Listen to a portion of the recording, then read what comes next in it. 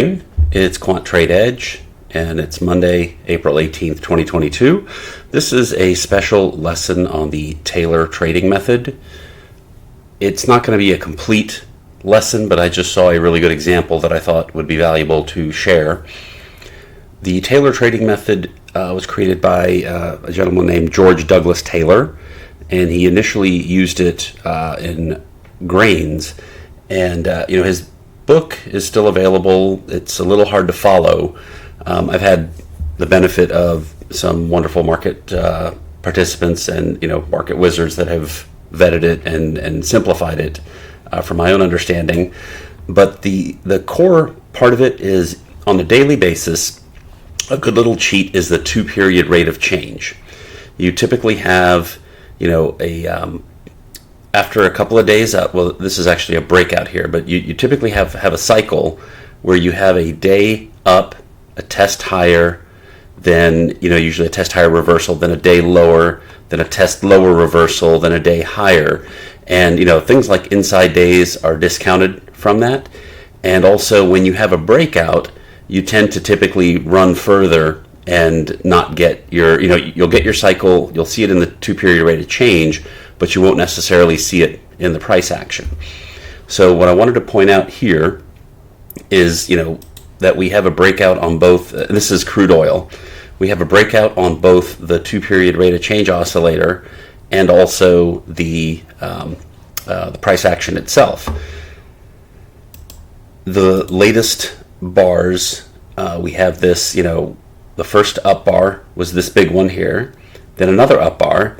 Then we actually had a deceleration in the rate of change, and typically that would be a bar that looks like, blow it up, typically that would be a bar that looks like this one, where you get that reversal, but because we're in an impending breakout, we didn't get that. We had more ups. And then now we're getting our second day down, and our second day down, this is going to probably give us as much as it can to the downside, but I don't expect it to be a whole lot. And then that'll typically set up a buy day tomorrow. And you can see we're approaching this swing high of 108.75. We got as high as 108.55, and maybe that's as high as we're going to get, and we're going to kind of have a little bit of downward action today. Or maybe we're going to range around and go tag that and also just have that little bit of a pullback. But the important part I wanted to show you is how this plays out on a lower time frame chart. So I had this drawn back already. At the bottom of our Taylor cycle, the stage one, what I call stage one, the first thing that we have here is a divergence. And you can see that, this is a 240-minute chart, that this made a lower low, but a higher low in the RSI. And you can use various other oscillators to capture your divergence, but that's how we know that we're changing from a downtrend to an uptrend. And then stage two, and sometimes these come in different orders, 2 and 3 do. I guess 2, 3, and 4. But stage two is this downtrend break. So when you're catching a divergence, you're catching it at the earliest possible time, but also the highest possible failure rate because you have the least confirmation of price action. So if you remember from our previous video about what we call the Fitz trade, or the TLB, the trend line break, when this breaks, you want to see that the MACD has crossed over already before that break happens. And in this situation, that MACD has already crossed over on one of these bars here, and then we get a break. And then to form your U-turn, you need one of two things. You need either this ABC that breaks, or which the ABC that breaks is a higher low, higher high, and turning up.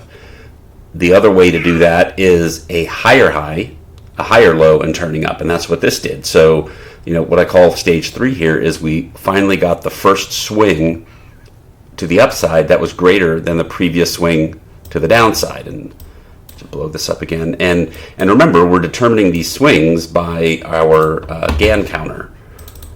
So it's objective. It's not not just lines that I'm drawing in because I visually think that's the appropriate line. This was the bottom of the downswing, up, down. So stage one again is this divergence that we define as a lower low in price with a higher low in a momentum oscillator. Second stage in this case was breaking the trend line. I guess for that I have to scrunch it up a little bit, but there we go. We broke the trend line, and we also had the MACD crossover before the breaking trend line, so that's a good trend line break. What we're calling step 3 here is the higher high in the first swing that is greater to the upside than the previous swing to the downside. And then we got a little pullback off of that. And then stage 4 is your official U-turn. And the variety of this U-turn is just higher high, higher low, turned up from there. And then here, this was our first one-legged pullback on this time frame. This is a 240-minute time frame. So basically taking the daily, dropping it down to a 240. For a market that has good 24-hour action, a 240 is a good next level down. For a market that is more, pit session, 12 hours a day or some other less active market, a 120-minute chart is a good time frame. So here we had a one-legged pullback, and then we had another impulse. And then here you can see we have this one-legged pullback, and then now we've broken above the high of that previous bar. But I would kind of expect, and I'll just throw in this is a 10-period exponential, which is a fast line. If it were to really even be a 20, the line would be lower. And what I'm getting at is I expect that we'll get a two-legged pullback here on the 240. Let me change that, modify. Granted, anything can happen. There's a war in Ukraine right now, a lot of bottlenecks, etc. But we've already had a one-legged pullback, so logically could be another one-legged pullback. But given our daily Taylor, where we expect that this 108.75, given that this is a day down in rate of change right now, that would be my plan A. And my plan A doesn't always work out, but if it does, I'm very confident in it and able to follow that trade. If your plan A doesn't fall out and you don't have a great plan B, well, then you just skip and do something else. Getting involved for the sake of getting involved is a recipe for disaster.